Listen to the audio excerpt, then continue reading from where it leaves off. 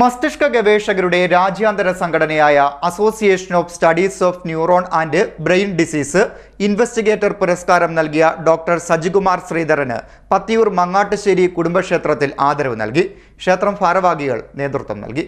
മസ്തിഷ്ക ഗവേഷകരുടെ രാജ്യാന്തര സംഘടനയായ കാനഡയിലെ ടൊറന്റോ യൂണിവേഴ്സിറ്റി ആസ്ഥാനമായി പ്രവർത്തിക്കുന്ന association of studies of neuron and brain disease investigator പുരസ്കാരം നൽകിയ ഡോക്ടർ സജികുമാർ ശ്രീധരന് പത്തിയൂർ മങ്ങാട്ടുശ്ശേരി കുടുംബക്ഷേത്രത്തിൽ ആദരവ് നൽകി. ഓർമ്മകൾ സൂക്ഷിച്ചു വെക്കുന്നതിന് ഹിപ്പോ ക്യാംപ്സ് എന്ന മസ്തിഷ്ക ഭാഗത്തിന് പ്രധാന പങ്ക് വഹിക്കുന്നുണ്ട് എന്ന ഡോക്ടർ സജികുമാറിന്റെ പഠനങ്ങൾ അംഗീകരിച്ചുകൊണ്ടാണ് പദവി നൽകിയത്.